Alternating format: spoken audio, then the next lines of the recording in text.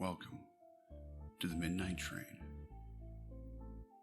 We hope you enjoy your ride on the train tonight. For there is danger in Sleepy Hills. So by being aware of your surroundings, you can better enjoy the experience.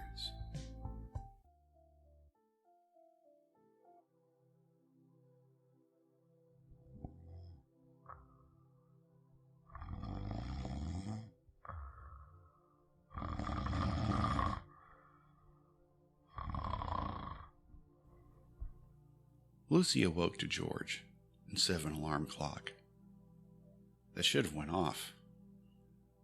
The sun was beaming brightly through her blinds. Any small hole or crack was welcoming the light to freely pass by. Tired wasn't the word for it, but she didn't feel refreshed either. Slowly pulling her body from the bed, she extended her arms into the air and was reaching for the ceiling.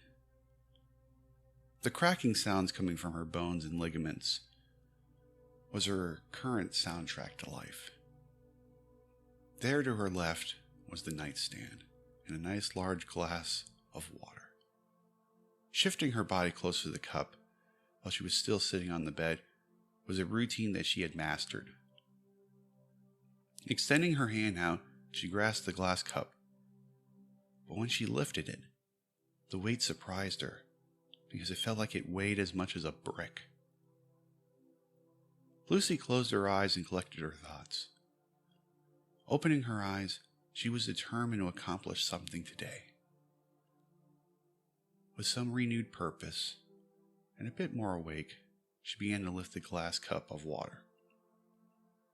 The cool taste of water to her lips brought some life to her dry palate. The memory of last night left a scar mentally in her mind. The options were not great.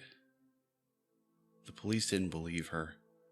Her husband's memory wasn't the best. And she wasn't far behind him. What she did know is that this situation would be swept under the rug. And for Billy's sake, she would dwell on what occurred for many nights.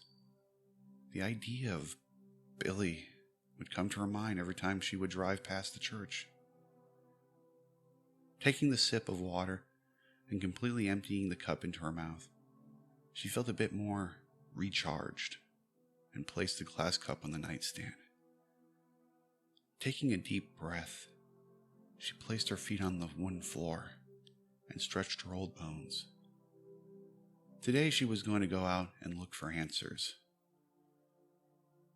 Quickly throwing on a pair of white shorts and her favorite blue shirt, she inspected herself in the mirror. Considering how old she was, she maintained a weight below 150 pounds and a height of 5'7". Although she was shaken from the events that occurred that night, she felt like it was her duty to do something. George, still laying in bed, spoke as she was ready to head out. "Honey, I just want you to be careful, okay? I know you're still upset what happened last night, but you must leave this to the police to investigate." I know, George. I need to walk for a bit to help me clear my mind." "Do you want to walk alone?" said George in an understanding and caring tone in his voice. "You know you cannot keep up with me," Lucy said, smiling, walking over to the bed and planting a kiss on George's lips. As George watched Lucy leave the bedroom, he silently prayed that she would be safe and protected during her walk. George knew that Lucy was not just going for a simple walk.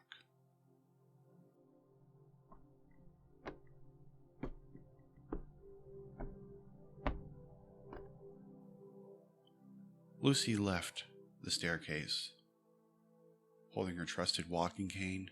I was getting ready to fetch her prescription sunglasses and a water pouch when she heard a cat meowing outside of her home.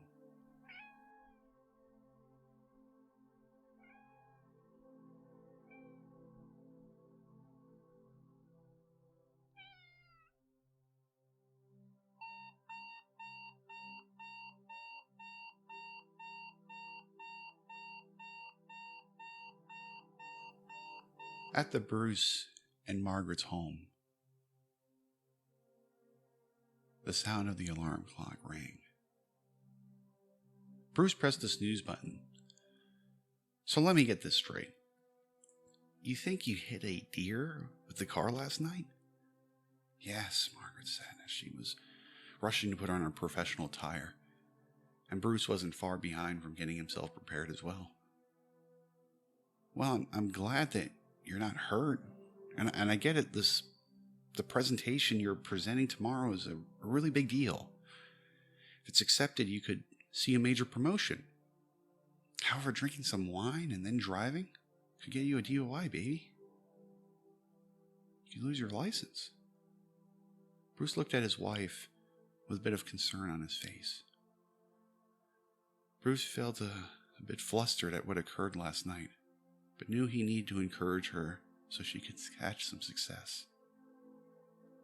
Margaret has been wanting to prove herself to him, and although he understands the need for validation, he wished she would know that she had already made it. She didn't have to prove herself to him. That being a good wife and a mother was really all he wanted from her. They both stopped once each were dressed and hugged each other and exchanged warm kisses. It was during the kiss Margaret began to feel guilty. It wasn't just the lies and her extracurricular activities. She knew she was wrong for what she was doing, but more so that she was a broken person. Bruce has helped her so much, and yet she was trying to destroy their beautiful marriage. Come on, Mom and Dad, said their children downstairs. Well, I think tonight we should get the babysitter and go to the bar fly tonight. A game of pool and dancing would do us some good, said her smiling man. That sounds like a great plan, Margaret said, with a slow-growing smile. They both exchanged kisses again and left their bedroom. The first to meet the couple was Samson.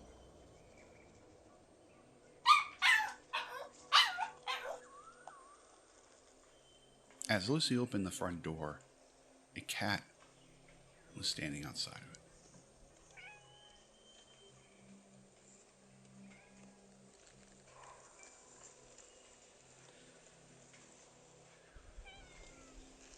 The cat was sitting and looked up at her. And the cat was jet black with a single white pouch of hair on its chest.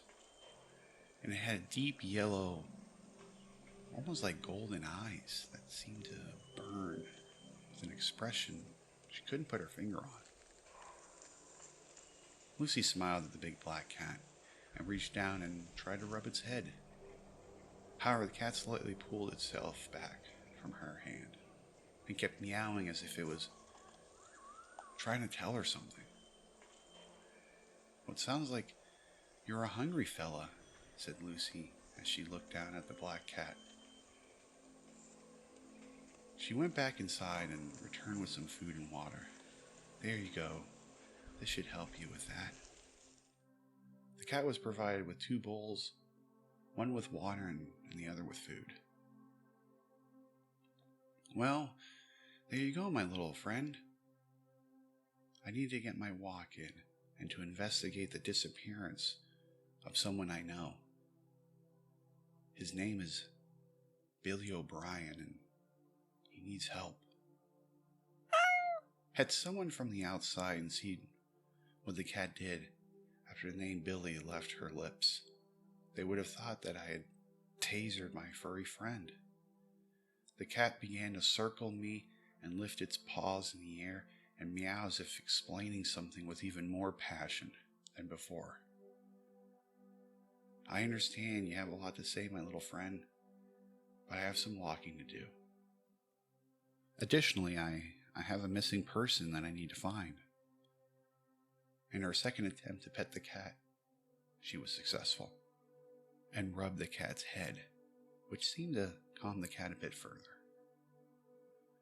As she rubbed the cat's head, it gave a strange expression on its little black face. The look of frustration. But that didn't seem right. Lucy turned her attention away from her new furry friend and looked down the street where the horrible crash had occurred last night. Walking away from the creaking wooden porch, she walked past her flower garden to the street littered with cracks and tire marks. The sidewalks and streets were in a state of disrepair, and the calls to the mayor's office demanding for repairs were met with full voicemail boxes. As her eyes analyzed the worn-out asphalt, she found a broken black rubber piece. It looked like it came off the bumper. It's approximately about 6 inches long and fairly narrow.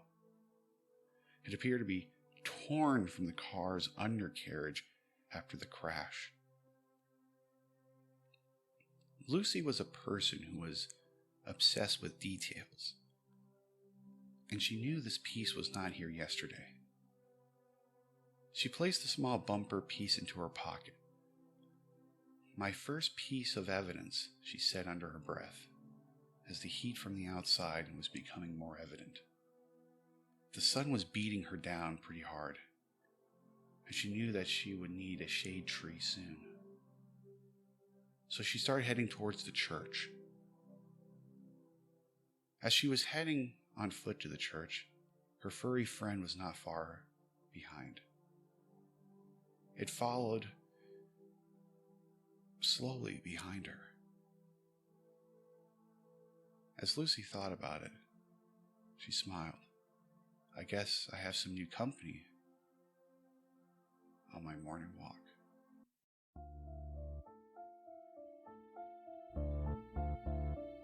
And that concludes our episode for today on the midnight train to Sleepy Hills. Please stay tuned next week for our next episode and follow the journey of what occurs in the town of Sleepy Hills. Do you sleep?